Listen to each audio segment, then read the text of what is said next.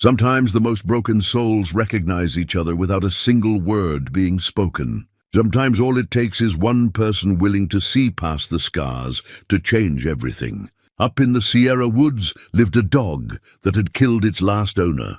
Nobody could get near the beast without risking their life. It guarded an old trapper's shack, snarling at anyone who came close.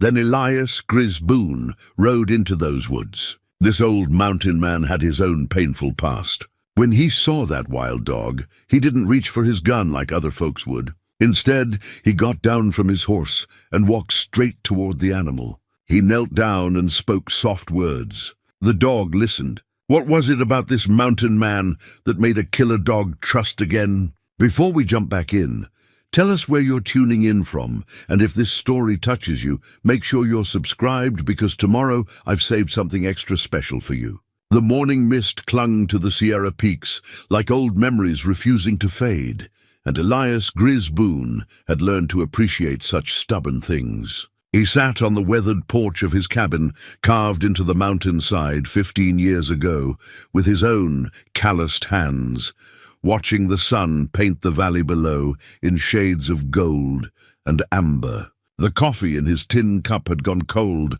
an hour past, but he held it still, finding comfort in the familiar weight against his palms. At 62, Grizz carried himself with the careful economy of movement that came from decades in wild places. His beard, more silver than brown now, hung thick to his chest, and his eyes, pale blue like winter ice, missed nothing that moved in his domain. Those eyes had seen too much, carried too much, and these days they preferred the honest company of pine and granite to the complications of human conversation. The leather journal, tucked in his shirt pocket, pressed against his ribs, a constant reminder of who he'd been before the mountains claimed him. Its pages held sketches of animal tracks, notes on weather patterns, observations about the delicate balance that kept this wilderness alive. But deeper in those pages, hidden beneath practical wisdom, lay drawings of a different life, a woman's gentle smile, a child's laughing face, memories he'd tried to cage in ink and paper. His fingers found the small wooden cross in his pants pocket, worn smooth by 15 years of nervous handling. Sarah had carved it for him during her final weeks, when the cancer had stolen her strength, but not her faith. For when you forget that love still exists, she'd whispered, pressing it into his palm.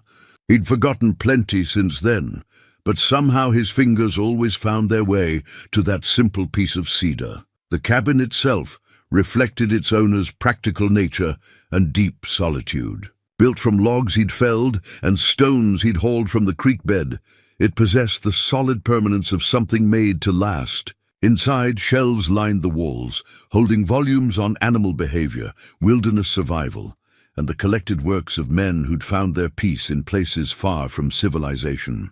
A stone fireplace dominated one wall, its hearth blackened by countless nights when flame was the only companion he needed. But it was the silence that defined this place most of all. Not the empty silence of abandonment, but the full, breathing quiet of a world that didn't need human noise to make it complete. Here Grizz had learned to hear what mattered, the crack of settling timber that warned of weather changes, the subtle shift in bird calls that announced predators, the whisper of wind through pine needles that spoke of seasons turning. This morning, though something disturbed that familiar peace, talk had drifted up from the valley settlements, carried by the occasional trapper or supply run, about trouble in the high country. A dog, they said, mean as original sin and twice as deadly. It had killed a man, torn him apart, like he was nothing more than old rags, and now it guarded its territory with the fierce dedication of something that had learned to trust nothing and no one. The stories varied depending on who told them. Some claimed the beast stood tall as a wolf, with eyes like burning coals and teeth that could crack bone. Others whispered it was something unnatural, cursed maybe, driven mad by whatever horrors it had witnessed. But beneath the embellishments and fear-soaked exaggerations, certain facts remained consistent. A man was dead, a dog was responsible, and nobody, not the sheriff, not the bounty hunters, not even the most seasoned mountain men, had managed to get close enough to put the animal down. Grizz had heard such tales before.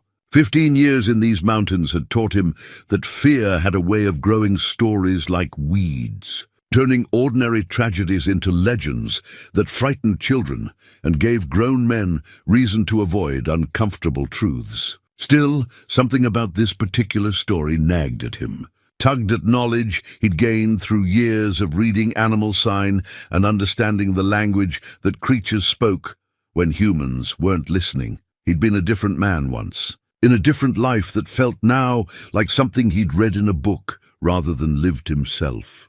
Thomas Elias Boone, that had been his full name then, spoken with pride by a wife who loved him and a daughter who thought he could fix anything that broke. He'd worked construction in those days, building houses for other families, while dreaming of the one he'd create with Sarah and little Emma. The memories came unbidden, as they often did in the quiet hours before dawn. Sarah's laugh, bright as morning bells, Emma's small hand tucked trustingly in his own as they walked through Riverside Park, feeding ducks that knew her voice and came running when she called.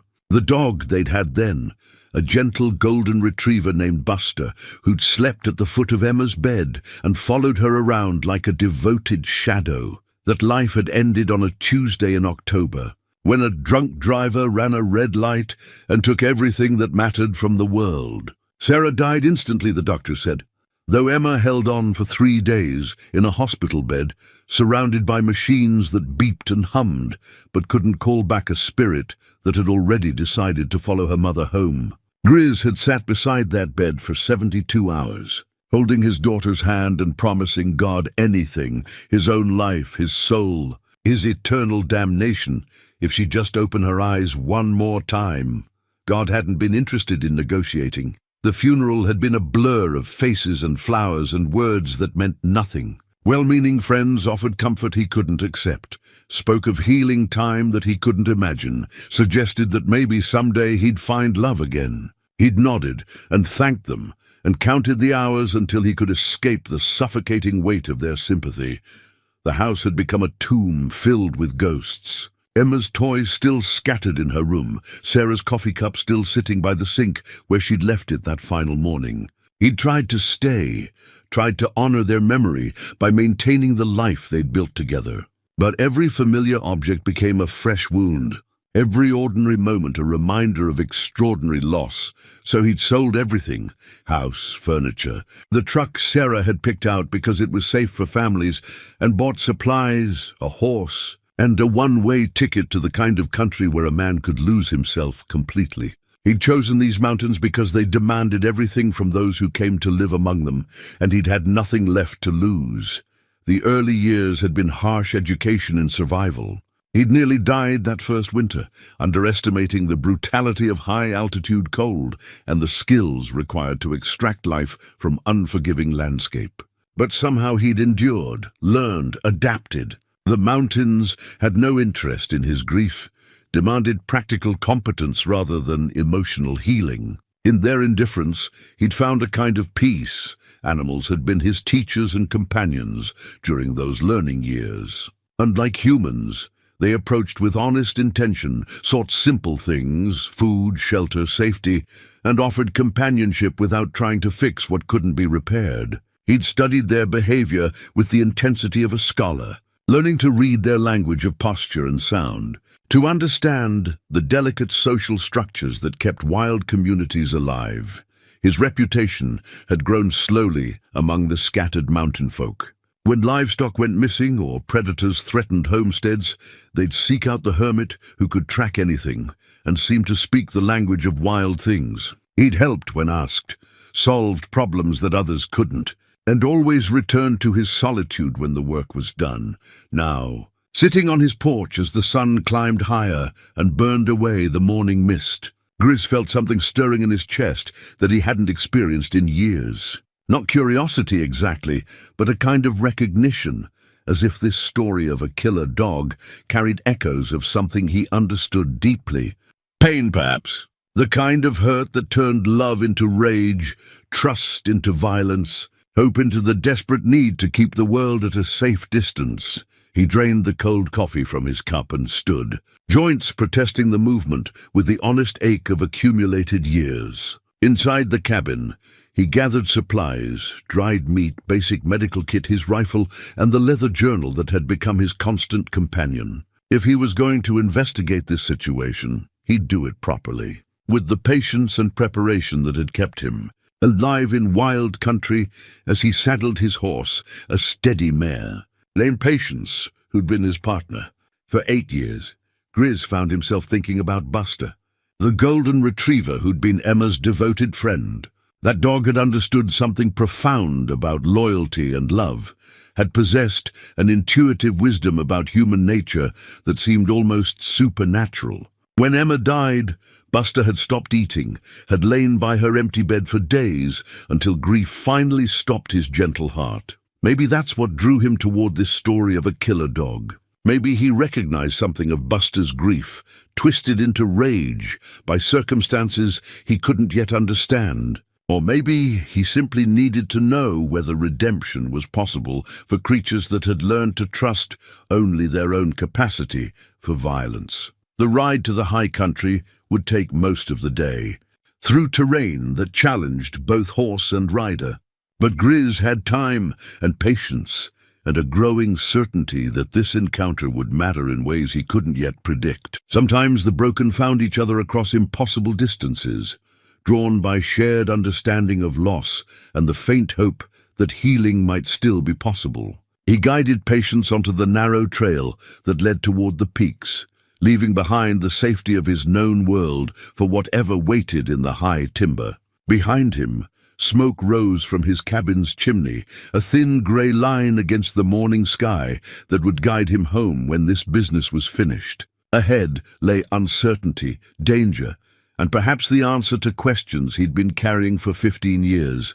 The mountains watched him go with their eternal patience, keeping their secrets until he proved worthy of understanding them. The smell reached Grizz before he saw the clearing, a mixture of charred wood, old death, and something else that made Patience snort and sidestep nervously beneath him. He dismounted 50 yards from what had once been a trapper's cabin, now reduced to blackened timbers and a stone chimney standing like a grave marker against the afternoon sky. But it wasn't the burned structure that commanded his attention. It was the creature standing guard among the ruins. The dog was larger than he'd expected, built like a wolf, but carrying the distinctive markings of a German shepherd mix. Its coat, matted and scarred, showed patches of black and tan beneath layers of dirt and dried blood. But it was the animal's posture that told the real story. Ears flat against its skull, lips pulled back to reveal yellowed fangs. Every muscle coiled with the tension of something that had learned to strike before being struck. The beast had noticed him immediately, as he'd known it would.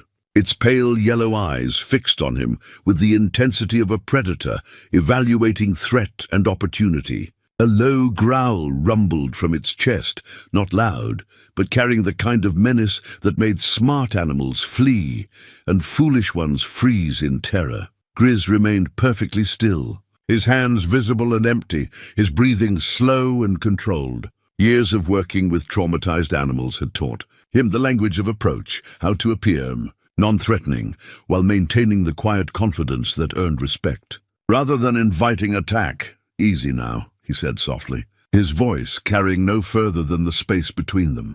"Nobody's here to hurt you."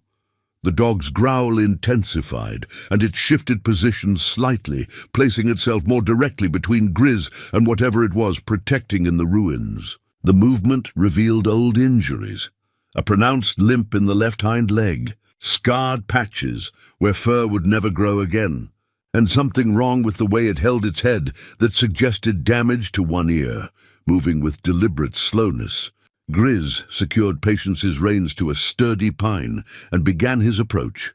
He'd learned long ago that the difference between success and disaster in such encounters often came down to reading the signs that animals couldn't hide. The tension in shoulders, the position of tail and ears, the quality of breathing that revealed whether fight or flight would win the internal battle. This dog, he realized, had moved far beyond flight. Whatever had been done to it, whatever it had endured, had burned away everything except the willingness to fight, until death claimed either it or whatever threatened its territory. 20 yards. The growling stopped, replaced by something more dangerous, absolute silence. The animal had shifted into hunting mode, calculating distance and angles, preparing for violence. 15 yards. Grizz could smell the dog now, the rank odor of an animal that had lived wild for months, mixed with the metallic scent of old blood and the sharper tang of infection from untreated wounds. 10 yards. The dog's muscles bunched, preparing to spring. Grizz knew he had perhaps 3 seconds before those fangs found his throat. Instead of retreating, he did something that violated every instinct the animal expected. He sat down. The sudden change in elevation confused the dog's attack calculations. It shifted weight but didn't charge, yellow eyes fixed on this strange human who refused to behave like prey or predator. "I know," Grizz said quietly, his voice barely above a whisper. "I know what it's like when everything that mattered gets taken away." The dog's ears twitched, not in submission, but in the first faint sign that it was actually listening to the words, rather than simply evaluating threat. "I know what it's like to hurt so bad that anger seems like the only thing keeping you alive." He reached slowly into his jacket and withdrew a piece of dried venison from his supplies. The movement caused the dog to tense again, but when no weapon appeared, only food, confusion replaced aggression. Grizz tossed the meat halfway between them and settled back, making no move to advance further. The dog's nostrils flared as the scent reached it, and for the first time, hunger warred with suspicion in its expression. It was then that Grizz noticed the object partially buried in the ash near the dog's feet. A tarnished, star-shaped piece of metal that caught the afternoon light. A badge. He'd seen enough of them to recognize the worn brass of a deputy sheriff's emblem, blackened by fire, but still visible beneath the debris. The pieces of the story began assembling themselves in his mind. A lawman, probably investigating reports of trouble at this remote cabin. A confrontation that had gone wrong. Fire, whether accidental or deliberate, consuming the evidence of whatever violence had occurred here. And a dog, left behind to guard the grave of the man who had probably come to arrest or kill its owner. "Tom Hackett," Grizz murmured, remembering the name from conversations overheard in town. A deputy who'd disappeared 3 months ago while following up on reports of poaching in the high country. They'd found his horse wandering riderless, but never the man himself. The dog's reaction to the name was immediate and heartbreaking. Its aggressive posture crumpled into something resembling grief, and a sound emerged from its throat that was neither growl nor whine, but something deeper, the voice of loss that transcended species. Grizz felt recognition pierce his chest like a blade. This wasn't a killer protecting territory. This was a mourner standing vigil over a grave, driven to violence by the same desperation that had once made him consider ending his own pain with the rifle that still hung over his cabin's fireplace. "He was trying to help you, wasn't he?" Grizz said, understanding flooding through him as he read the story written in ash and sorrow. "Hackett found you being mistreated, tried to intervene, and when the shooting started, you protected him the only way you knew how." The dog approached the offered meat with cautious steps, never taking its eyes off Grizz, but no longer radiating the promise of immediate violence. When it reached the venison, it sniffed carefully before gulping it down. Not the feeding behavior of a well-cared-for animal, but the desperate consumption of something that had learned to take food whenever it appeared. As the dog ate, Grizz studied the ruins more carefully. Bullet holes in the remaining timber told part of the story, but it was the pattern of the fire damage that completed his understanding. The blaze had started inside the cabin and burned outward, exactly what would happen if someone had tried to destroy evidence of violence, to make a murder look like an accident. The dog finished the meat and retreated a few steps, but its posture had changed. The coiled aggression had softened into wariness, and something that might have been hope flickered in those yellow eyes. "What's your name, boy?" Grizz asked, though he suspected the animal had been nameless for long enough that such human concepts had lost meaning. In the wild, identity became simpler: predator or prey, threat or safety, alive or dead. He spent the remaining daylight hours at the edge of the clearing, moving slowly, speaking softly, and occasionally offering food from his supplies. The dog accepted these offerings, but maintained its distance, watching with the intensity of something trying to solve a puzzle that had no clear answer. As evening approached and the mountain air grew cold, Grizz made his decision. He wouldn't return to his cabin tonight. Whatever had happened here, whatever violence had shaped this animal's understanding of humans, it had created a situation that demanded patience and time to unravel. He set up a simple camp at the tree line, far enough away to avoid threatening the dog's territory, but close enough to maintain the fragile connection they'd established. As he built a small fire and prepared his bedroll, he could feel those yellow eyes watching his every movement, evaluating, calculating, trying to understand why this human had chosen to stay rather than flee. The night sounds of the high country settled around them, the call of hunting owls, the rustle of small creatures in the underbrush, the whisper of wind through pine branches. But beneath these familiar voices, Grizz heard something new, the soft padding of footsteps as the dog circled his camp, maintaining its watch, but gradually drawing closer to the warmth of human fire. By morning, he knew, everything would change.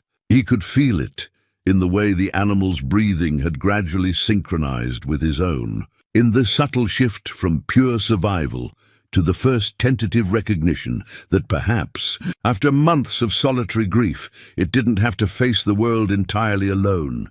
Some bridges, Grizz reflected as sleep began to claim him, could only be built one careful step at a time. And some of the most important crossings happened between souls that had learned to trust nothing but their own capacity to endure pain. Tomorrow, the real work would begin. Dawn arrived with the soft grey light that mountain folk learned to treasure, and Grizz woke to find the dog sitting 30 feet from his camp, watching him with those unblinking yellow eyes. The animal had maintained its vigil through the night, close enough to observe, but far enough to escape if this strange human proved to be another source of danger.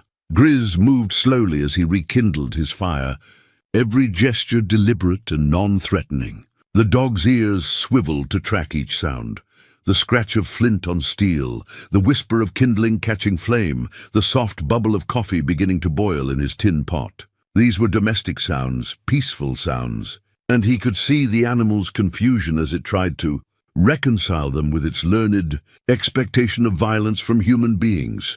The heavy rawhide collar around the dog's neck told its own grim story in the morning light. Thick leather studded with rusted metal spikes, designed not for protection, but for inflicting pain on anything the animal might attack or be attacked by. Dark stains on the leather spoke of violence, both given and received, and the way the collar hung loose suggested the dog had lost significant weight since it was first buckled around its neck. "That thing's got to hurt," Grizz said quietly, gesturing toward the collar as he poured coffee into his cup. "Weighs near as much as a saddle, and those spikes are digging into your skin." The dog's posture shifted slightly at the sound of his voice, no longer the rigid alertness of the previous day, but something closer to cautious attention. It was listening, he realized, not just monitoring for threats, but actually hearing the words and the tone behind them. Grizz had seen this progression before, in the early days of his mountain life, when he'd encountered animals that had been mistreated by humans. The healing began not with trust. That would come later if it came at all, but with the gradual recognition that not all human contact ended in pain. It was a delicate process, requiring patience that most people didn't possess and understanding that couldn't be rushed.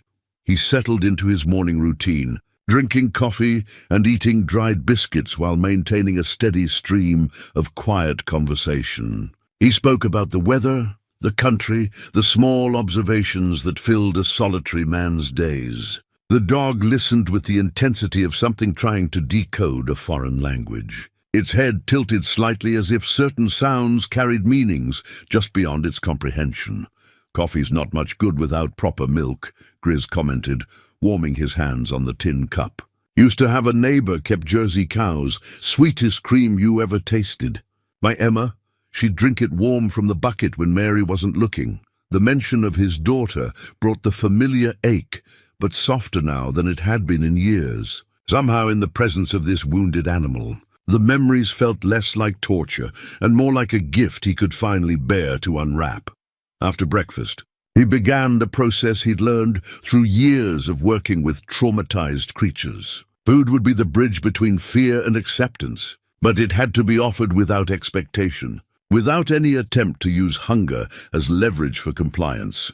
He placed a portion of dried meat on a flat stone halfway between his camp and the dog's position, then retreated to tend his fire. The dog approached with extreme caution, circling the offering twice before snatching it up and retreating.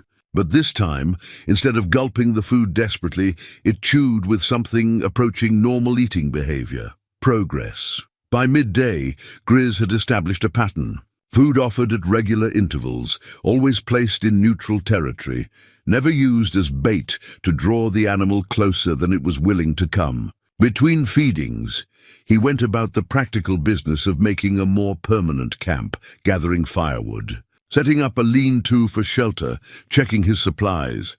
The dog watched every movement with professional interest, and Grizz found himself remembering his father's old hound, Blue, who had possessed the same quality of intelligent observation. Blue had been a tracker, bred for the kind of patient persistence that could follow a cold trail for days without losing focus. This dog, beneath its trauma and defensive aggression, showed signs of similar breeding. "You're a working dog, aren't you?" Grizz mused as he arranged stones for a better firing. "Got that look about you. Shepherd mix, I'd guess, maybe some hound thrown in for tracking. Somebody spent good money on your bloodlines before they went and ruined you with that damned collar." The dog's ears perked forward at the sound of his voice, and for a moment Grizz caught a glimpse of what the animal might have been before cruelty reshaped its nature. Intelligence flickered in those yellow eyes, the kind of deep understanding that made some dogs almost human in their ability to read intention and emotion. As afternoon wore into evening, the dynamic between them began to shift in subtle ways. The dog still maintained its distance, still watched with the wariness of something that had learned never to fully trust, but the rigid tension had eased. When Grizz moved around his camp, the animal's head followed his movements without the immediate preparation for flight or fight that had characterized their first encounters. During the third feeding of the day, something remarkable happened. Instead of snatching the offered meat and retreating immediately, the dog remained near the stone where Grizz had placed the food. Not close. Still a good 15 feet separated them, but stationary, eating while keeping the human in sight rather than fleeing to consume its meal in private. "That's it," Grizz said softly. "Careful not to make any sudden movements that might shatter this fragile moment of progress. Nothing here to hurt you. Just a tired old man who knows what it's like to lose everything that matters." The dog finished eating and sat back on its haunches, and for the first time since their initial encounter, it wasn't poised to run or attack. It was simply present, sharing the same space without the constant calculation of threat and response that had defined every previous interaction. As darkness settled over the mountain clearing, Grizz prepared for his second night in this strange camp. He'd told himself he would stay only long enough to understand the situation, to determine whether the animal could be helped or would need to be put down for everyone's safety. But somewhere during this day of patient waiting and careful observation, the mission had changed. This wasn't just about a dangerous dog anymore. It was about recognition, the way broken things sometimes found each other across impossible distances, drawn by shared understanding of pain and the faint hope that healing might still be possible. He banked his fire for the night and settled into his bedroll, acutely aware of the dog's presence in the darkness beyond the circle of firelight. The animal had chosen a position closer than the previous night, close enough that he could hear its breathing. The occasional shift of position as it settled for sleep. Some bridges, Grizz thought as exhaustion began to claim him, were built one stone at a time. And sometimes the most important construction happened in silence, in the gradual accumulation of moments when violence didn't occur, when presence didn't automatically mean pain. Tomorrow would bring new challenges, new opportunities to earn the fragile trust of a creature that had forgotten how to hope. But tonight, for the first time in months, neither he nor the dog would sleep entirely alone. The third morning brought clouds that promised snow, and with them a new concern that changed everything. The dog was limping more severely than before, favoring its left hind leg to the point where each step seemed to cause visible pain. When it tried to lie down near the burned cabin ruins, Grizz caught sight of something that made his stomach tighten with worry. A dark stain spreading through the matted fur of the animal's flank. Blood. Fresh blood. The collar, he realized, wasn't the only source of the dog's suffering. Somewhere beneath that dirty coat lay wounds that were getting worse, not better. Infection, maybe, or injuries that had never been properly treated, and were now reopening under the stress of survival in harsh mountain conditions. Grizz reached for the leather pouch he always carried, worn smooth by years of use and containing the traditional remedies his grandfather had taught him during summers spent in the Colorado Rockies. Willow bark for pain, honey for infection, herbs that could clean wounds and promote healing. The pouch represented knowledge passed down through generations of mountain men who had learned to treat injuries far from any doctor's care. "You're hurt worse than you're letting on, aren't you, boy?" he said quietly, noting how the dog had positioned itself to hide the worst of its injuries from view. It was the behavior of a creature that had learned to conceal weakness, lest it invite attack from stronger predators. The dog's yellow eyes tracked his movement as he opened the medicine pouch. But there was something different in its gaze today. Not the wild alertness of pure survival mode, but a kind of exhausted resignation that suggested it was reaching the limits of its ability to endure alone. Grizz had seen this transition before, in animals pushed beyond their capacity to fight. It was the moment when the body's need for healing began to outweigh the mind's insistence on self-protection. Dangerous in some ways because it made creatures unpredictable, but also the only opening that allowed real help to be offered. "I'm going to need to get closer," he told the dog, his voice carrying the calm authority he'd learned to project when dealing with injured animals. "Can't help you from over here, and you're not going to last much longer without proper care." He began his approach with the patience of someone who understood that rushing would undo days of careful progress. 5 feet. The dog tensed but didn't retreat. 4 feet. Its breathing became shallow, rapid, the panting of an animal preparing for fight or flight. 3 feet. At 3 feet, the dog's nerve broke. It scrambled backwards, favoring the injured leg, and released a sound that was part growl, part whine, and entirely desperate. But it didn't run. Instead, it collapsed against the base of the cabin's stone chimney, sides heaving with exhaustion and pain. "Easy now," Grizz murmured, settling into a crouch that made him appear smaller, less threatening. "I know it hurts. I know you don't trust anybody to touch you, but you're dying by degrees out here, and we both know it." The dog's ears flattened against its skull, but it remained stationary, either too weak to flee or finally accepting that this human represented something other than immediate danger. Grizz could see the full extent of its injuries now, the infected puncture wounds beneath the spiked collar, the gash along its ribs that had reopened and was seeping steadily, the swollen paw that suggested broken bones that had healed badly. "Jesus," he breathed, recognizing the systematic nature of the damage. This wasn't the result of a single violent encounter.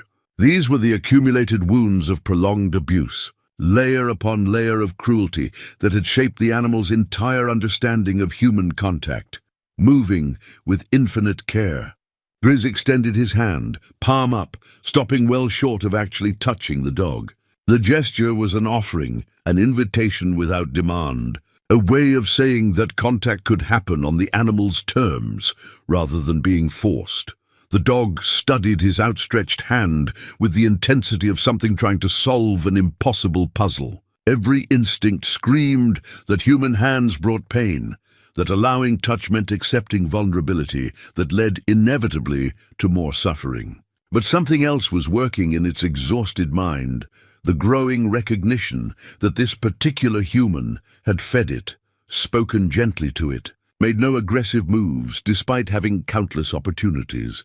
For long minutes they remained frozen in that tableau. Man and dog separated by 3 feet of space that might as well have been an ocean. Then so slowly that Grizz almost missed the movement. The dog extended its muzzle toward his hand. The first touch was barely contact at all, the briefest brush of wet nose against weathered palm, gone almost before it registered. But it was enough to confirm what Grizz had suspected. Beneath the defensive aggression and learned mistrust lay an animal that remembered. However faintly, what gentle contact could feel like. "That's it," he whispered, maintaining the position without trying to turn the moment into something more. "Nothing to fear here. Just an old man who knows what it's like to hurt." The second touch lasted longer, the dog's nose exploring the scent and texture of his hand with tentative curiosity. When no pain followed, when the contact remained soft and non-threatening, something shifted in the animal's posture. Not relaxation exactly, but a fractional decrease in the rigid tension that had defined every interaction until now. Over the next hour, Grizz gradually expanded the boundary of acceptable contact. First his hand resting lightly on the dog's muzzle, then his fingers gently stroking the uninjured side of its neck. Finally, with movements so careful they barely qualified as touch, he began to examine the worst of the wounds. The infection was advanced, the smell of corruption rising from injuries that had been left to fester for weeks. But it wasn't beyond treatment, not yet. The herbs in his pouch, combined with the honey that had proven its worth in countless wilderness medical emergencies, could turn the tide if applied soon enough. "This is going to hurt," he warned, opening a small jar of honey that had crystallized in the mountain cold. "But it's going to help too. Sometimes healing and hurting happen at the same time."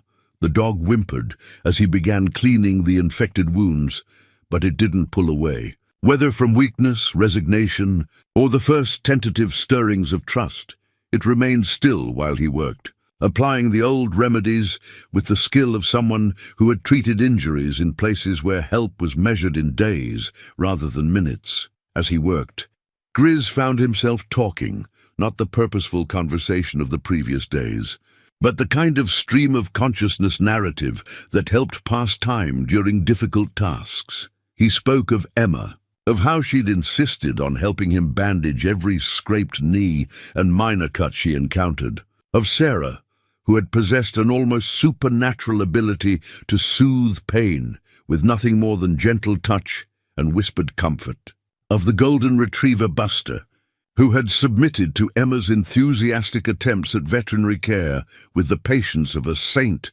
"She would have loved you," he told the dog as he applied willow bark paste to the worst of the collar wounds. Emma always said that the meanest animals were just the most scared ones, and that love could fix almost anything if you gave it enough time. The dog's breathing had steadied during the treatment, and when Grizz finally sat back to assess his work, he found those yellow eyes watching him with something that might have been gratitude. The immediate crisis had passed, but the real healing, physical and emotional, would take time he wasn't sure either of them possessed. Snow was beginning to fall, and winter in the high country came early and stayed late. Soon this clearing would be buried under feet of snow, accessible only by snowshoes or not at all. Decisions would have to be made about shelter and supplies and whether a damaged dog could survive what the mountains would throw at them in the months ahead. But those were concerns for tomorrow. Tonight, as the first flakes drifted down through the pine branches, man and dog shared the warmth of a campfire while the healing began in earnest. The blizzard arrived 3 days later with the sudden fury that characterized high country weather, transforming the world into a whirling vortex of white that erased landmarks and reduced visibility to mere feet. Grizz had seen the signs in the way the wind shifted and the particular quality of light that preceded serious storms. But even his experience hadn't prepared him for the violence of this particular tempest. His lean-to, adequate for normal mountain weather, proved woefully insufficient against winds that howled through the clearing with enough force to uproot smaller trees. Snow drove horizontally through gaps in his shelter, and within hours the temperature had plummeted to levels that made survival a matter of constant vigilance rather than simple endurance. The dog, whom Grizz had begun thinking of as Shadow for the way it followed his movements at a distance, had sought refuge beneath an overhang of fallen timber near the cabin ruins. But as the storm intensified and snow began accumulating in dangerous drifts, it became clear that their separate shelters wouldn't be enough to keep either of them alive through the night. "Shadow!" Grizz called over the wind, his voice barely audible above the storm's roar. "This is bigger than both of us can handle alone."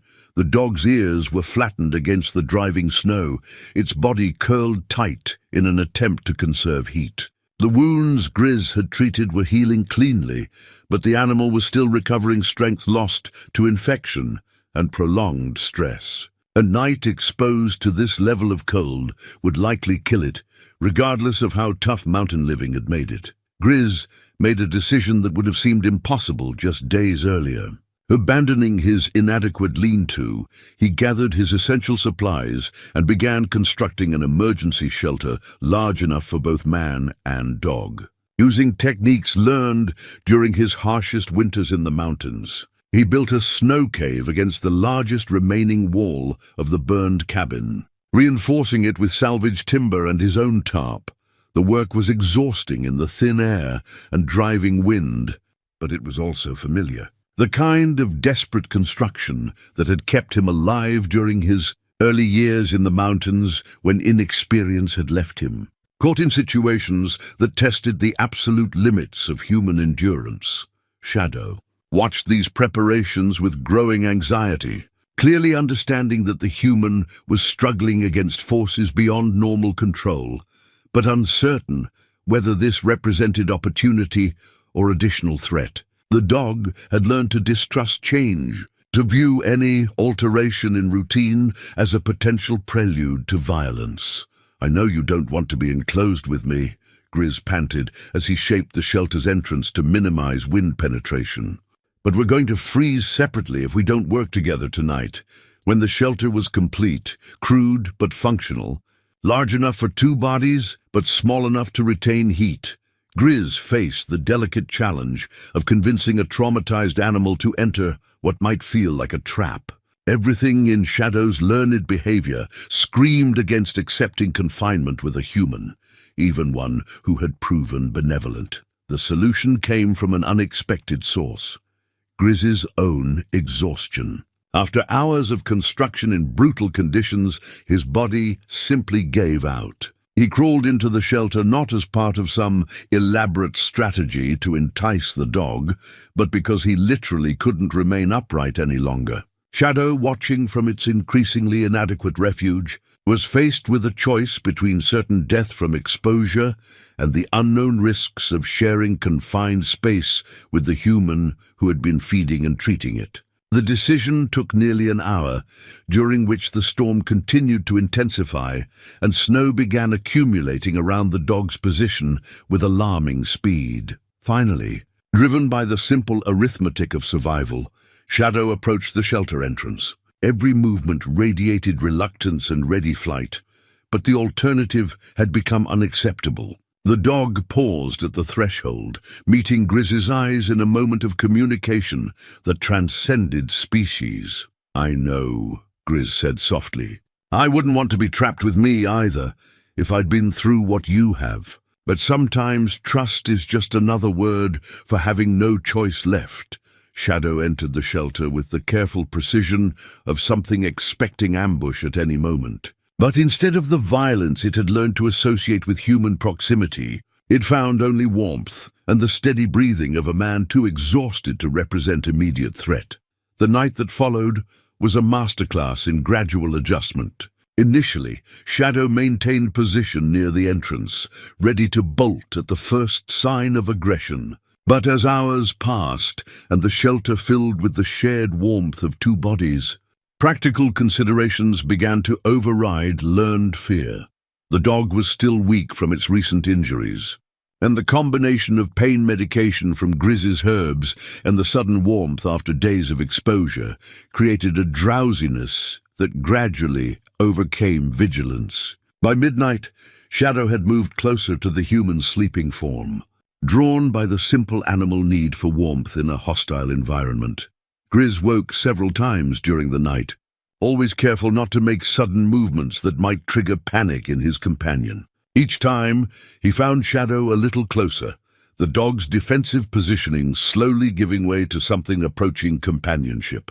Not trust exactly, that would take much longer to develop, but the recognition that survival sometimes required unlikely alliances. Morning revealed a transformed landscape.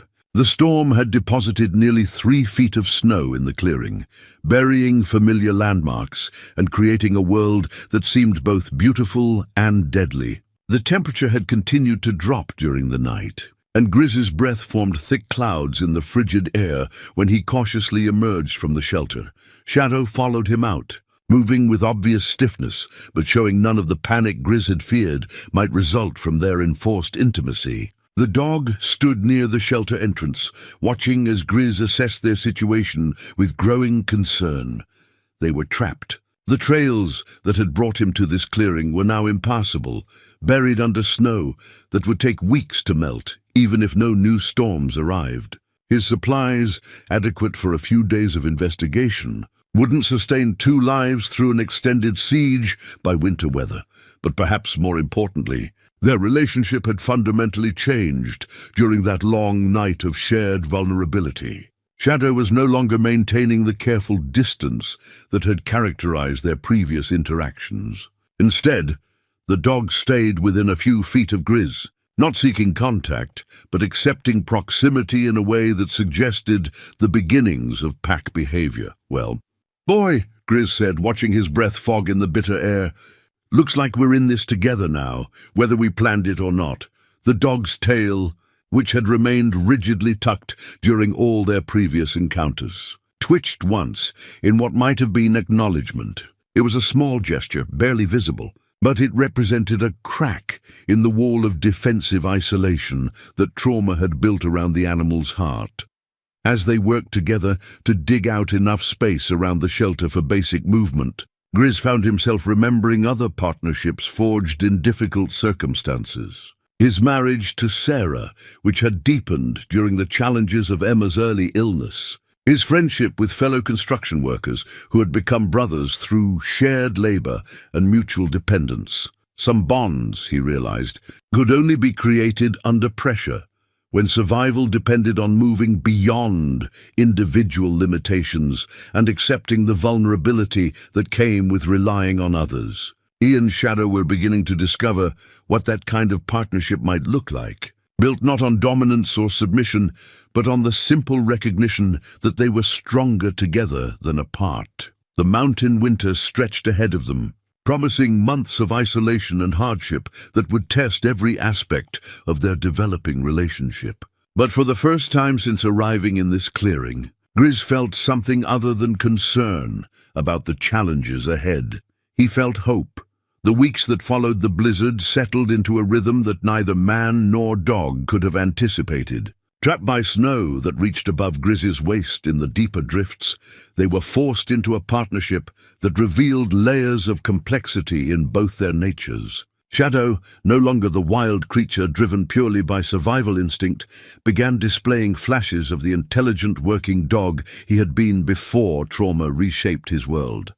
It started with small things. The way Shadow would position himself between Grizz and the wind when they ventured outside the shelter.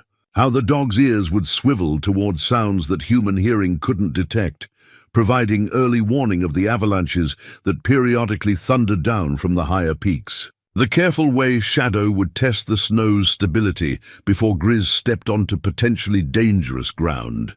These weren't learned behaviors, but instincts awakening from dormancy, the gradual return of a dog bred for partnership with humans.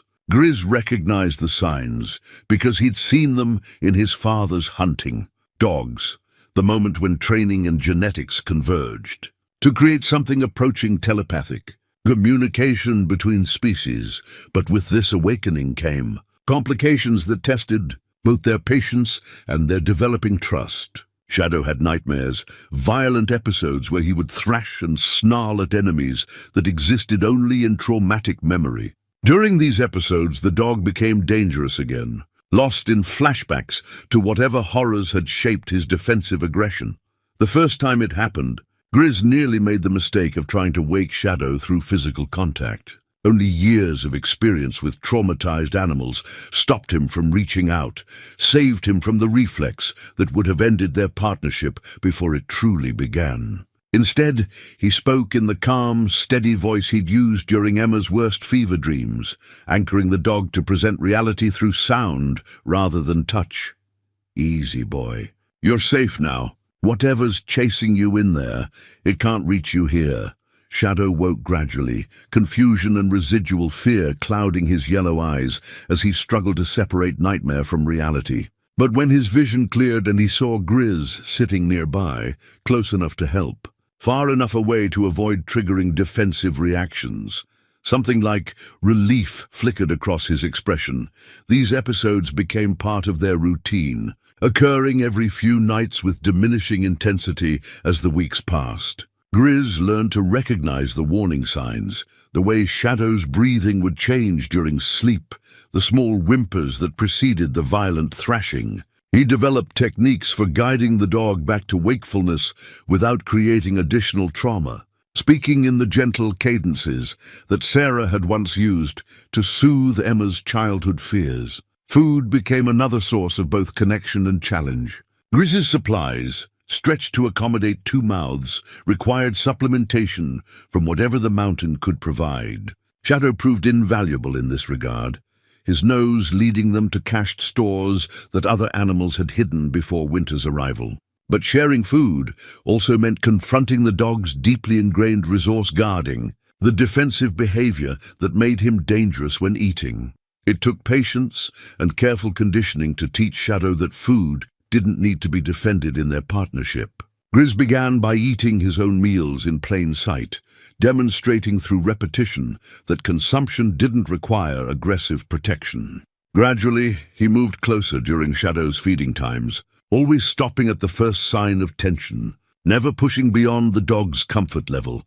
The breakthrough came during a particularly harsh week when their food ran dangerously low. Grizz had managed to catch 2 small rabbits in snares he'd fashioned from wire salvaged from the burned cabin, but the meat wouldn't last long divided between them. Rather than hoarding his portion or trying to control distribution, he simply prepared both rabbits together and placed the cooked meat where both could access it. Shadow approached the shared meal with visible conflict, every instinct screaming against allowing the human near food when hunger made survival uncertain. But something deeper, the gradual recognition that this particular human could be trusted not to take more than his share, won out over learned paranoia. They ate together for the first time that night, and Grizz understood that they had crossed another invisible threshold in their relationship.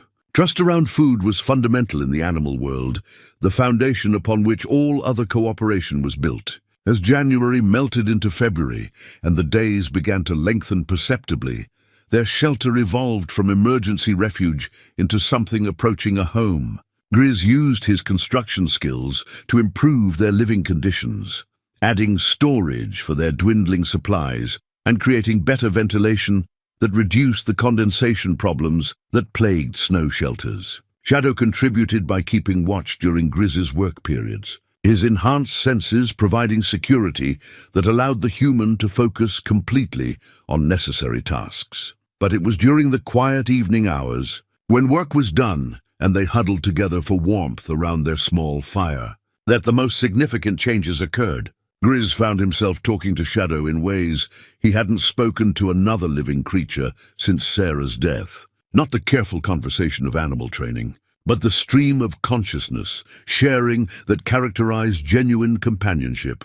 He spoke about his life before the mountains, about the construction jobs that had built their savings, and the small house where they'd planned to raise Emma, about Sarah's garden, where she'd grown vegetables and flowers with equal enthusiasm, and about the dreams they'd shared for retirement years that would never come. Shadow listened with the focused attention that dogs brought to human speech, not understanding the words, but responding to the emotional content that lay beneath them. Sometimes the dog would move closer during these evening conversations, offering the warmth of physical presence without demanding anything in return. It was during one of these sessions that Grizz finally addressed the question that had haunted him since their first encounter. "I know you protected him," he said, watching snowflakes drift down through the smoke hole they'd cut in their shelter's roof. "Tom Hackett, whatever happened in that cabin, whatever brought him up here, you tried to save him. That's why you stayed, isn't it? You're not guarding territory. You're standing watch over someone who showed you kindness." Shadow's reaction was immediate and heartbreaking. The dog's entire body seemed to collapse inward, and a sound emerged from his throat that was pure grief, the voice of loss that transcended species boundaries and spoke directly to similar pain in Grizz's chest. "I understand," Grizz whispered, his own voice thick with emotion. He'd kept buried for 15 years. "I understand what it's like to lose the one person who made sense of everything else." That night, for the first time since their partnership began, Shadow chose to sleep pressed against Grizz's side. Not from cold or fear, but from the simple need for comfort that connected all creatures capable of love and loss. They were no longer man and dog sharing space for survival. They had become something rarer and more precious. Two damaged souls helping each other remember what it felt like to trust, to hope, to believe that healing might still be possible even after the world had taken everything that mattered. Outside their shelter, the mountain winter continued its ancient rhythm of storm and calm, cold and wind. But inside, warmed by shared heat and growing affection, the real work of healing continued, one careful breath at a time. The thaw came earlier than expected, arriving with the kind of warm wind that could melt a winter's worth of snow in a matter of days. By mid-March, their clearing had transformed from a white wasteland into a muddy expanse, dotted with patches of emerging grass and the blackened remains of the trapper's cabin. For the first time in months, the outside world seemed accessible again. It was while exploring the newly revealed landscape that Grizz made the discovery that would change everything he thought he understood about Shadow's story. The metal object lay partially buried beneath what had once been the cabin's front porch, revealed by melting snow and spring runoff. At first glance, it appeared to be nothing more than a piece of debris from the fire, a chunk of twisted metal blackened by flame and exposure. But something about its shape nagged at Grizz's attention, triggered recognition that made him dig it free from the mud and examine it more closely. It was a dog tag. Not the military kind, but the civilian identification tags that responsible pet owners attached to their animals' collars. The metal was scorched and partially melted, but enough remained legible to read the engraved information that made Grizz's blood run cold. "Duke," the first line read in block letters. Below that, an address in Fresno, California, and a phone number. But it was the third line that stopped his heart. "Property of Thomas Hackett, Thomas Hackett." Deputy Sheriff Tom Hackett, whose badge Grizz had found in the ashes. The man whose death had created this entire tragedy. But if the dog tag belonged to Tom Hackett, if Shadow, Duke, had been his dog, then everything Grizz had assumed about the situation was wrong. This wasn't a story about a lawman trying to rescue an abused animal. This was something far more complex and infinitely more heartbreaking. Shadow, Duke, had been sitting nearby when Grizz made the discovery, watching with the patient attention that had become characteristic of their partnership. But when Grizz held up the scorched dog tag, the animal's reaction was immediate and devastating.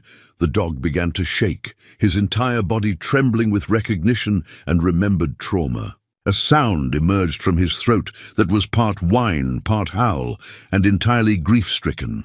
It was the voice of a creature confronting a loss so profound that it defied comprehension. "Oh boy," Grizz whispered, understanding flooding through him like ice water. "Oh, Duke, he wasn't trying to rescue you from someone else. He was your person, your family." The pieces of the puzzle began falling into place with horrible clarity. Tom Hackett hadn't come to this remote cabin to investigate reports of animal abuse. He'd come here with his dog, probably on a hunting trip or some kind of personal retreat. Something had gone wrong, terribly, violently wrong, and Duke had been left to guard his dead master's body while the cabin burned around them. But who had killed Tom Hackett? And why had Duke been left wearing that spiked collar, marked by wounds that spoke of systematic abuse? The answer came from an unexpected source. As Grizz knelt in the mud, trying to process this new understanding of Duke's tragedy, he heard the sound of an approaching vehicle, the first human contact they'd had since the winter snows had trapped them in the clearing. A pickup truck, modified with oversized tires for rough terrain, ground its way up the barely passable trail that led to the clearing. The engine noise sent Duke into immediate defensive mode, all the progress of the past months seeming to evaporate as the dog positioned himself between Grizz and this new threat. Lips pulled back to reveal fangs that hadn't been displayed in weeks. The truck stopped at the edge of the clearing, and two men climbed out. Even from a distance, Grizz could see they weren't law enforcement or legitimate officials. Everything about them, from their nervous body language to the way they scanned the area before moving, screamed criminal activity. The larger of the two men, a bearded giant with arms covered in tattoos, carried a high-powered rifle with the casual familiarity of someone who used weapons for more than hunting game. His companion was smaller, but moved with the quick, predatory alertness that Grizz recognized from his brief encounters with truly dangerous men. "Well, I'll be damned," the big man called out, his voice carrying easily across the clearing. "Looks like someone's been camping in our little hideaway." Duke's growl intensified at the sound of that voice, and Grizz saw recognition flicker in the dog's eyes. Not pleasant recognition, but the kind of memory that came with fear and pain. These men weren't strangers to Duke. They were the source of his trauma, the reason he'd learned to distrust human contact. "Easy, boy," Grizz murmured, his hand moving slowly toward the rifle he'd leaned against a nearby tree. "Let me handle this." But the smaller man had already spotted Duke, and his reaction confirmed Grizz's worst suspicions. "Jesus Christ, Rex," he said to his companion. "That's Hackett's dog." "The damn thing's still alive." "Impossible," Rex replied, but his voice carried uncertainty rather than conviction. "We left that animal chained in the cabin when we torched it. Should have burned with everything else." The conversation that followed painted a picture of casual evil that made Grizz's hands shake with suppressed rage. Tom Hackett had stumbled onto their operation, whatever illegal activity they'd been running from this remote location, and they'd killed him for it. They'd chained Duke inside the burning cabin, intending to eliminate the only witness to their crime, but Duke had somehow escaped, probably managing to break free as the fire spread and the chain weakened from heat. He'd stayed in the area not just from loyalty to his dead master, but because he literally had nowhere else to go. The spiked collar, the abuse wounds, those had been inflicted by these men before they'd tried to murder him along with Tom Hackett. "Well," Rex said, unshuddering his rifle, "looks like we get a chance to finish the job. Can't have that animal wandering around as evidence of what happened here." "And the old man?"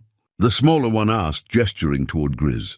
"Same treatment. Can't risk him talking to the wrong people about what he might have seen."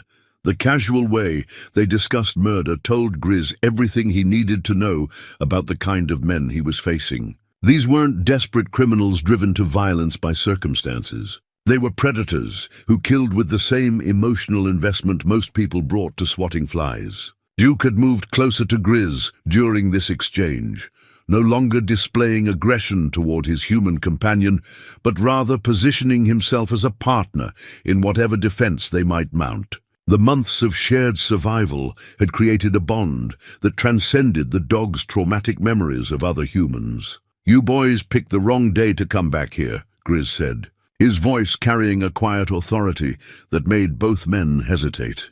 "And you definitely picked the wrong animal to try killing twice." The big man laughed, but there was nervous energy beneath the bravado. "Old man, you got no idea what you're dealing with. We killed one lawman already. Adding you and that mutt to the count won't cost us any sleep." "That lawman was this dog's partner," Grizz replied, his hand now resting on his rifle's stock. "His family. And you tried to burn him alive for the crime of being loyal." Duke's posture had shifted during this confrontation, transforming from defensive wariness to something that looked remarkably like calculated aggression. The dog that had spent months learning to trust again was remembering why he'd stopped trusting in the first place. "What you're seeing now," Grizz continued, "is what happens when someone threatens the only family he has left." The smaller man raised his weapon, but Duke was already moving, launching himself across the clearing with the speed and precision of an animal bred for exactly this kind of work. The months of healing and proper nutrition had returned him to peak physical condition, and the loyalty that had made him guard Tom Hackett's grave now focused on protecting the human who had given him back his life. What followed was violent, brief, and decisive. But for the first time since Tom Hackett's murder, Duke wasn't fighting alone. He had a partner who understood the value of loyalty, who knew what it meant to lose everything and find the strength to fight for what remained. The truth had finally emerged from the ashes and snow, revealing a story not just of trauma and healing, but of justice deferred and loyalty that transcended death itself. Tom Hackett would finally have the justice he deserved, and Duke would have the closure that came from facing the source of his nightmares alongside someone who understood the true meaning of partnership. Some bonds, Grizz realized as the confrontation reached its climax, were forged not just in shared survival but in shared purpose. And sometimes the most profound healing came from standing together against the forces that had created the original wounds. The moment after Duke launched himself at the smaller gunman stretched like eternity, filled with the kind of crystalline awareness that came when survival hung on split-second decisions. Grizz had witnessed enough violence in his younger years to recognize the signs, the way time seemed to slow, the way peripheral details became hyper-real, the way training and instinct took over from conscious thought. But this wasn't just about survival anymore.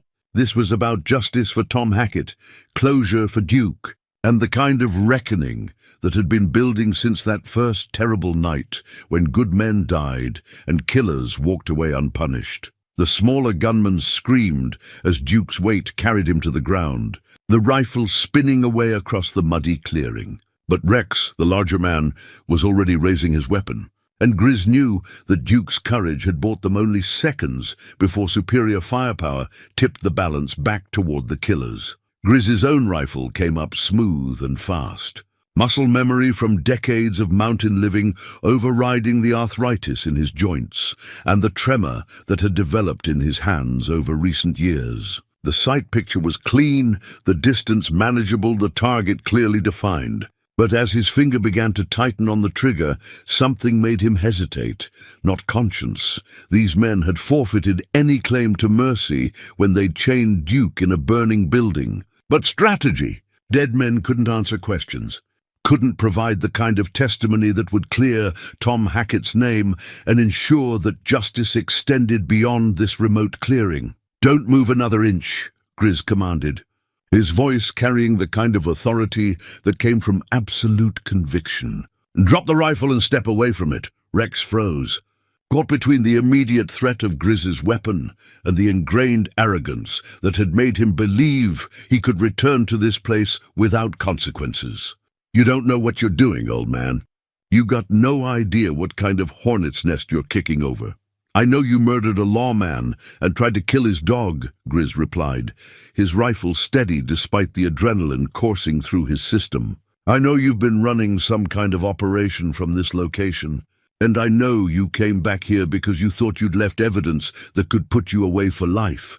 The smaller gunman had stopped screaming.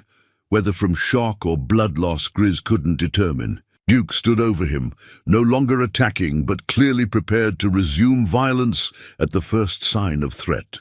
The dog's training as a law enforcement partner was emerging from beneath months of trauma, transforming him back into the professional he'd been before tragedy reshaped his world.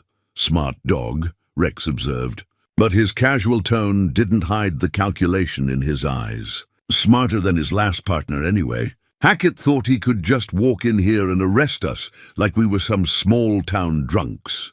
Didn't realize he was dealing with professionals. Professionals, Grizz repeated, letting contempt color his voice. "That what you call men who torture animals and burn evidence?"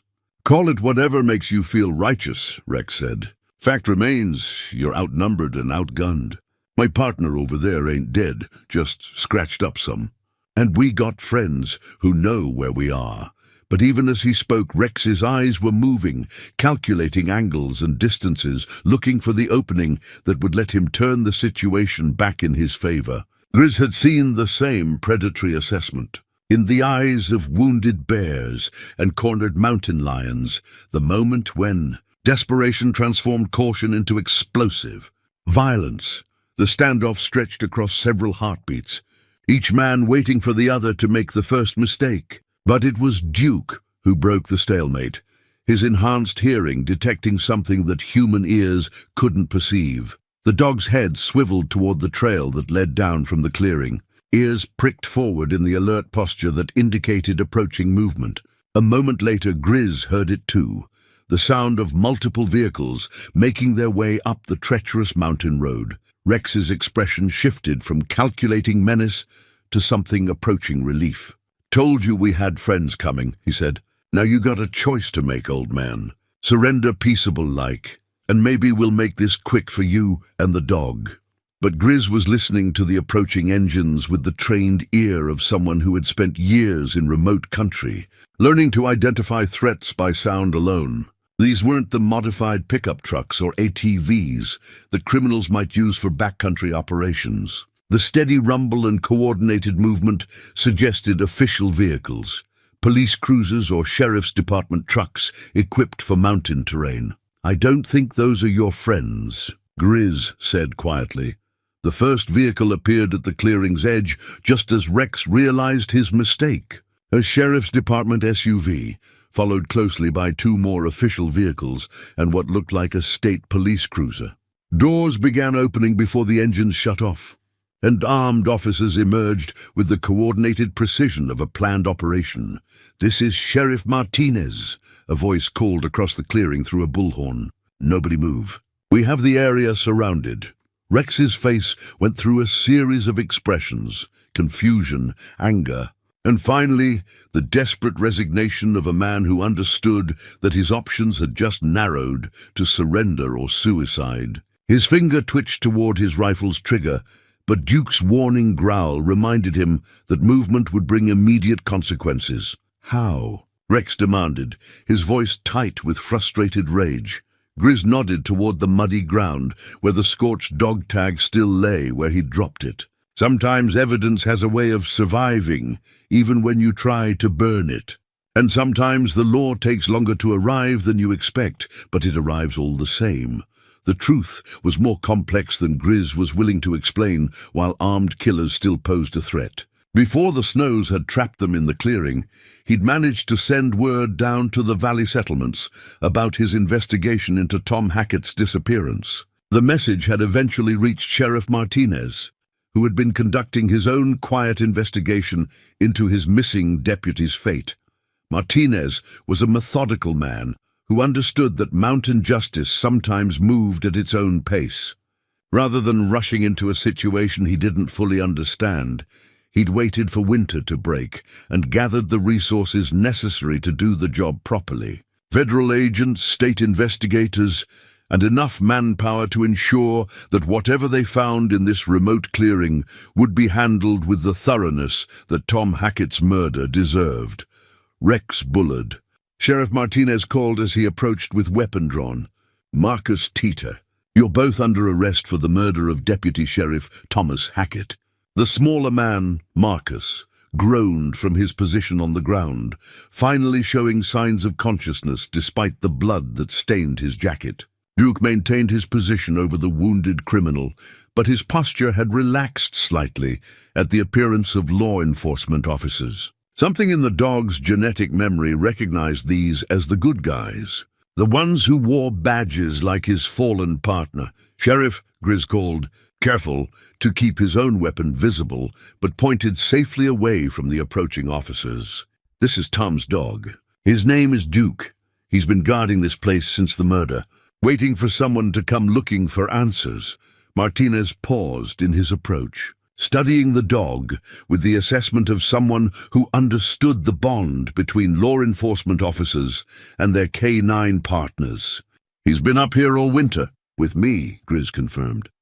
"Took some time to earn his trust, but he's ready to go home to people who understand what kind of partner he was to Tom." The arrest process that followed was methodical and professional, but Grizz found himself watching Duke more than the criminals being processed.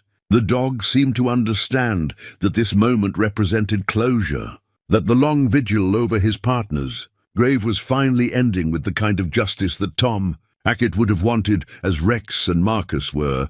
Loaded into the waiting vehicles, Marcus requiring medical attention for his injuries, Rex maintaining sullen silence about the criminal operation they'd been running from the remote cabin.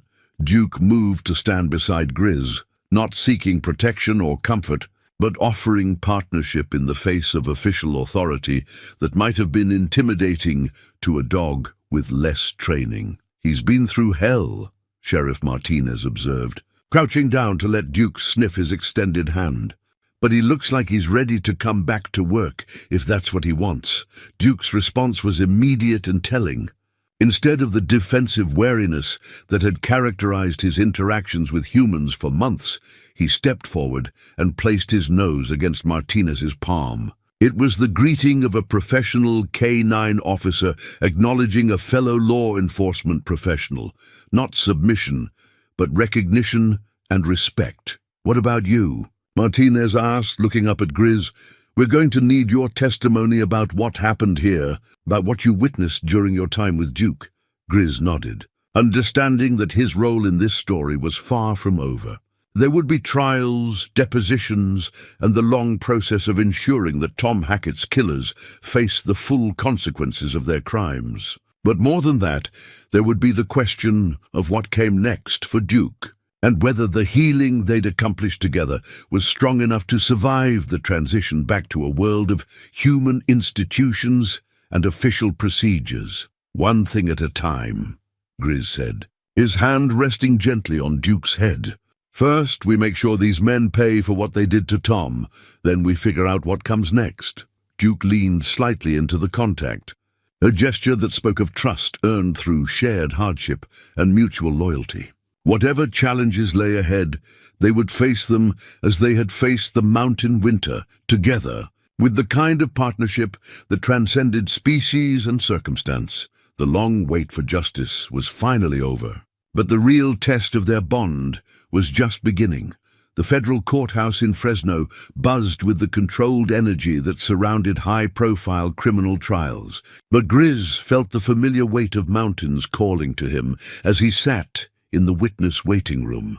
6 months had passed since that confrontation in the clearing, 6 months of depositions and legal proceedings that had gradually revealed the full scope of the criminal operation that had cost Tom Hackett his life. Rex Bullard and Marcus Teeter had been running a sophisticated drug distribution network from the remote cabin, using the isolated location to process and package narcotics before shipping them to urban markets throughout California. Tom Hackett had stumbled onto their operation during a routine patrol, investigating reports of unusual activity in the high country. His death had been as calculated as it was brutal, not a moment of panic, but a deliberate decision to eliminate a threat to their profitable enterprise. Duke sat beside Grizz's chair, wearing a new collar that bore no resemblance to the spiked instrument of torture they'd found him in. The dog had filled out during their months together, his coat now thick and healthy, his bearing confident in the way that came from proper nutrition and the security of belonging somewhere. But it was the subtle changes in his behavior that spoke most clearly of the healing they'd accomplished together. The nightmares had stopped 3 months ago. The resource guarding around food had disappeared even sooner. Duke now approached strangers with the cautious professionalism of a working dog, rather than the defensive aggression of a traumatized animal. He was ready to rejoin the world, but the question of where he belonged in that world remained unresolved. Mr. Boone, a young prosecutor, appeared in the doorway, her expression carrying the focused intensity that characterized lawyers preparing for trial. "We're ready for your testimony." Grizz nodded and stood, Duke rising smoothly beside him. Their partnership had evolved over the months since leaving the mountain clearing, but the fundamental bond remained unchanged. They moved together with the unconscious coordination of creatures who had learned to read each other's intentions and moods. The courtroom was packed with law enforcement officers, media representatives, and family members of other victims whose cases had been connected to Bullard and Tita's network. But Grizz's attention focused immediately on the defendant's table, where Rex Bullard sat, with the stone-faced expression of a man who had accepted his fate but refused to show remorse. Marcus Tita was absent, having accepted a plea bargain in exchange for testimony against his partner. The smaller man's cooperation had provided prosecutors with the detailed information they needed to build an airtight case. But it had also revealed the casual cruelty with which they had planned Tom Hackett's murder. Duke's reaction to seeing Rex again was subtle but unmistakable. The dog's posture shifted into alert attention, not the aggressive stance of their first encounter, but the focused awareness of a professional preparing for action. The months of healing hadn't erased Duke's memories of trauma, but they had given him the emotional stability to face those memories without being overwhelmed by them. "Please state your name for the record," the prosecutor began once Grizz had been sworn in. "Elias." "Thomas Boone. Most folks call me Grizz." "Mr. Boone, can you tell the court how you came to be involved in this case?" Grizz's testimony unfolded methodically, covering his initial decision to investigate reports of a dangerous dog, his discovery of the burned cabin and Tom Hackett's badge, and the gradual process of earning Duke's trust during their winter together. He spoke with the careful precision of someone who understood that justice depended on accuracy, but also with the emotional honesty that came from having lived through extraordinary circumstances. "When you first encountered the defendant's dog, the animal now known as Duke, what was his condition?" the prosecutor asked. "Physically, he was in bad shape," Grizz replied, his voice steady despite the anger that still rose when he remembered those early days. Infected wounds, malnutrition, injuries that had been left untreated for months. But the worst damage wasn't physical. That dog had been tortured, systematically abused by people who seemed to enjoy causing pain. "Objection," the defense attorney interrupted. "The witness is speculating about my client's motivations." "Sustained," the judge ruled, but the damage was done. The jury had heard the word torture, and they were looking at Rex Bullard with the kind of disgust that no legal maneuvering could erase. "Let me rephrase," the prosecutor continued. "Based on your experience with animals, what did Duke's injuries tell you about how he had been treated?" Grizz described the spiked collar, the systematic nature of the wounds, the behavioral signs that indicated prolonged abuse. As he spoke, he could see the impact his words were having on the jury. These weren't people who could easily dismiss cruelty toward animals, especially when that cruelty was connected to the murder of a law enforcement officer. "Mr. Boone," the prosecutor said, "did there come a time when you learned the true relationship between Deputy Hackett and Duke?" "Yes, when I found Duke's identification tag in the ruins of the cabin. That's when I realized this wasn't a case of Tom trying to rescue an abused animal. Duke was Tom's partner, his family." The courtroom stirred at this revelation, even though the basic facts had been established in pre-trial proceedings. But hearing it spoken aloud by the man who had lived through the discovery gave it an emotional weight that legal documents couldn't convey. What was Duke's reaction when you showed him the identification tag? Grief, Grizz said simply. Pure grief. That dog had been mourning his partner for months, standing guard over the place where Tom died, waiting for someone to come looking for answers.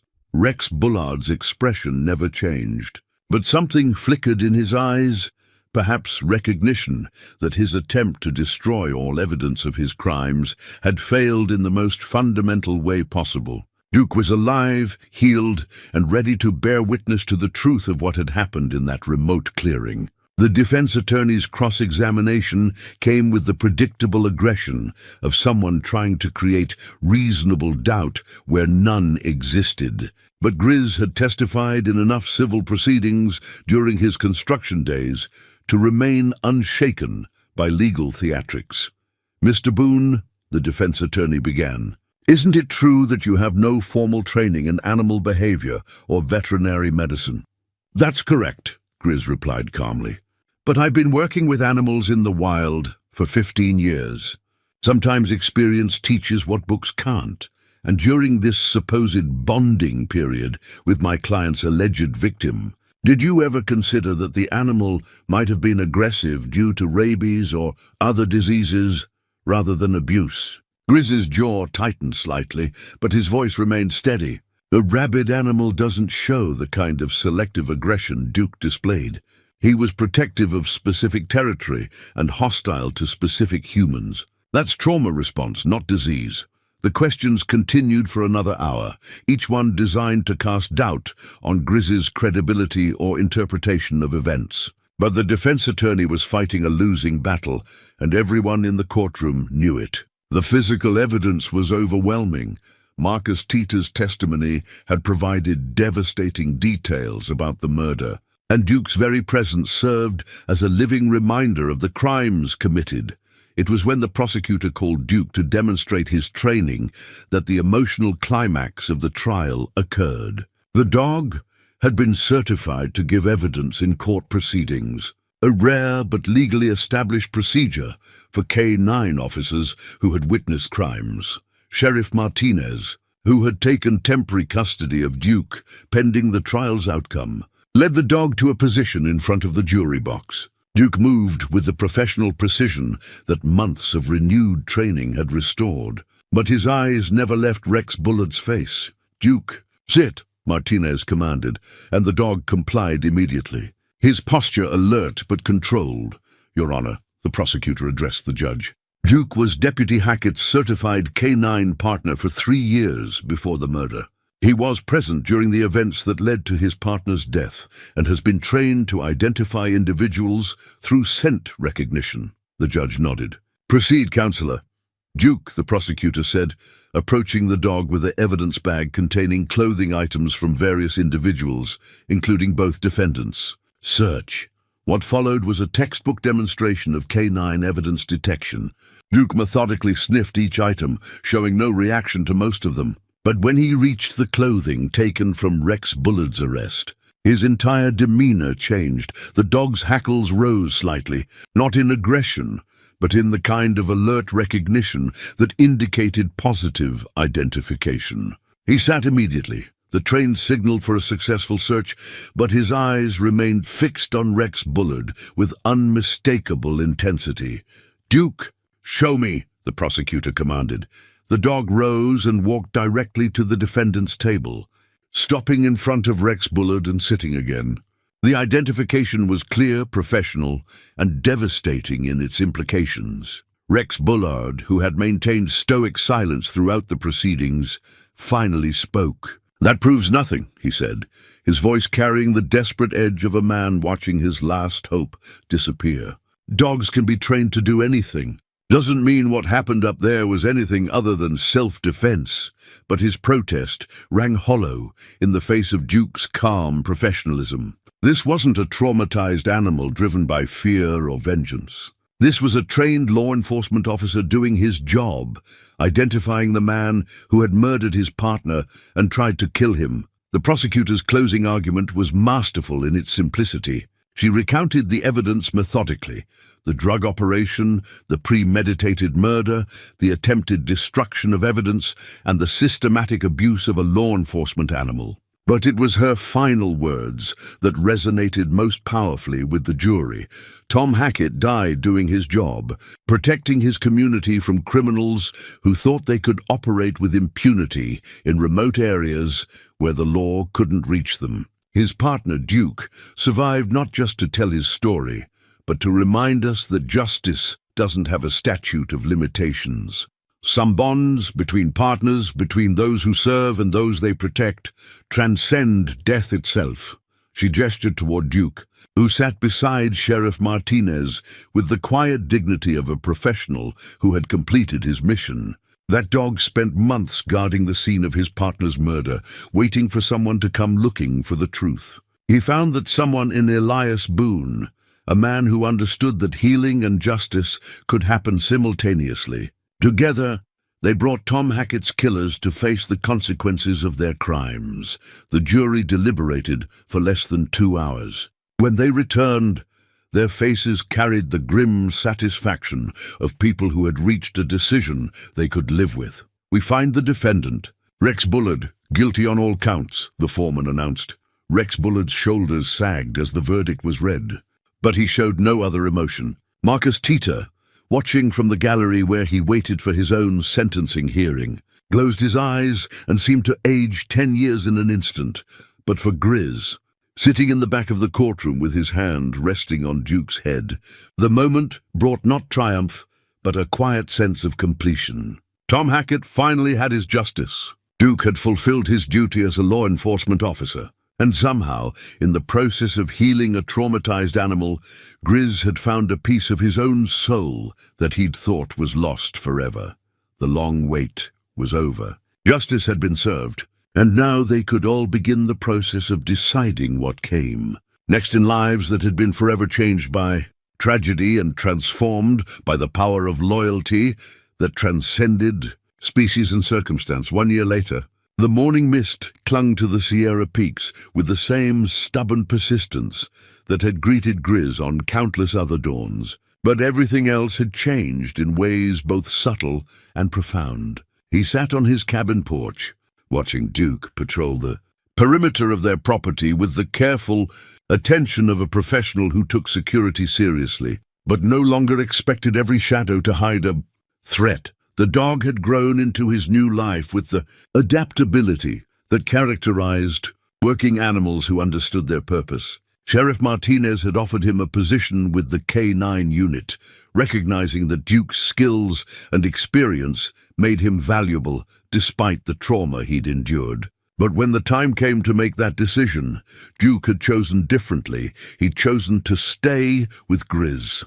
It hadn't been a dramatic moment or an emotional scene from a movie. Duke had simply walked to Grizz's side during the conversation with Sheriff Martinez and sat down, making his preference clear in the direct way that dogs communicated important decisions. Some partnerships, they'd all realized, transcended professional obligations and moved into territory that was harder to define but impossible to ignore. The legal proceedings had concluded, with sentences that satisfied everyone except the criminals themselves. Rex Bullard would spend the rest of his natural life in federal prison, while Marcus Tita received 25 years for his cooperation in testifying against his partner. The drug network they'd operated had been dismantled completely, its urban connections traced and prosecuted with the thoroughness that federal resources could bring to bear. But for Grizz and Duke, the real resolution had come not in courtrooms, but in the quiet accumulation of ordinary days spent relearning what normal life could look like. Duke's nightmares had become rare, then non-existent. His defensive behaviors around food and territory had evolved into the healthy alertness of a dog who understood his role in protecting something he valued. Most importantly, his capacity for trust had expanded beyond his partnership with Grizz to Include other humans who proved themselves worthy of respect. The wooden cross that Grizz still carried in his pocket had taken on new meaning during their time together. Where once it had represented lost faith and unanswered prayers, it now symbolized the possibility of redemption that came through unexpected channels. Sarah's words, "For when you forget that love still exists," had proven prophetic in ways she couldn't have imagined. "You ready for visitors, boy?" Grizz asked as the sound of an approaching vehicle drifted up from the valley trail. Duke's ears swiveled toward the sound, but his posture remained relaxed. Experience had taught him to distinguish between threatening and benign arrivals, and this vehicle carried familiar sounds and scents that identified it as belonging to friends rather than foes. Sheriff Martinez's truck appeared at the clearing's edge, followed by a second vehicle that Grizz didn't recognize. The sheriff climbed out with the easy movements of someone who had visited this remote cabin often enough to feel comfortable in its isolated setting. But it was the passenger in the second vehicle who commanded attention, a woman in her 30s with the kind of bearing that suggested law enforcement background. "Grizz," Sheriff Martinez called, approaching the cabin with his usual straightforward manner. "Want you to meet someone special. This is Detective Sarah Chen from Sacramento. She's been following the Bullard case." Detective Chen extended her hand with the firm grip of someone accustomed to establishing credibility quickly.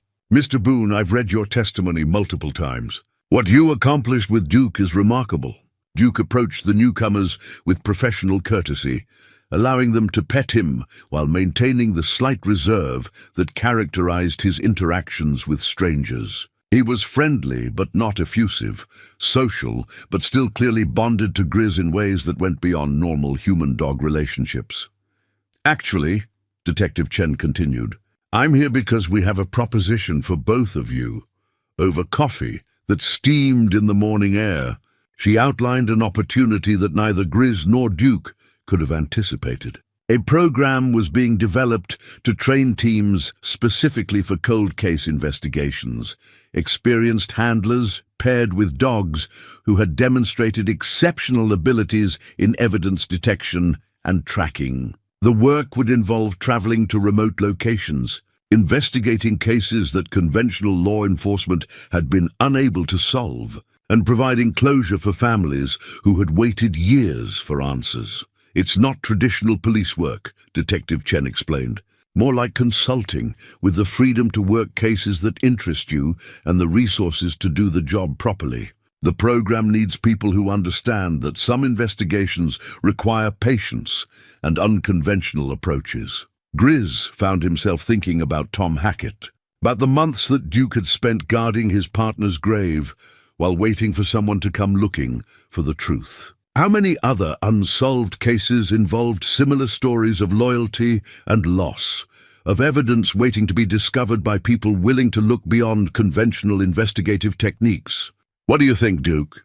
Grizz asked, looking down at the dog who had become not just his companion, but his partner in the truest sense of the word. Duke's response was immediate and unambiguous. He rose and walked to Detective Chen, then returned to Grizz's side, sitting in the alert posture that indicated readiness for work. It was the behavior of a dog who understood that he had skills that could serve a larger purpose, and who was eager to use those skills alongside the human who had helped him remember what partnership could accomplish. 6 months later, their first case took them to the mountains of Northern California, where a missing hiker had vanished without a trace 3 years earlier.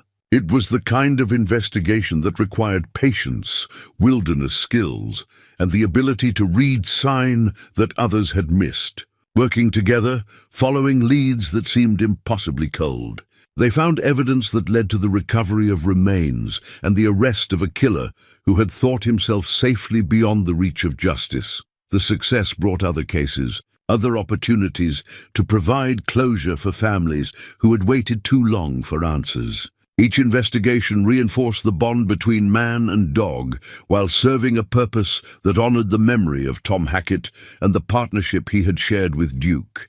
Sometimes Grizz reflected as he watched Duke work a scent trail through dense timber. Healing happened not through forgetting the past, but through transforming pain into purpose. The dog, who had once been too traumatized to trust any human, had become an instrument of justice, helping to solve cases that seemed hopeless to others. And the man who had retreated to the mountains to escape the weight of his losses had found a way to honor his daughter's memory through work that brought hope to other parents facing unthinkable circumstances. They were no longer running from their past. They were building a future that gave meaning to everything they had endured together.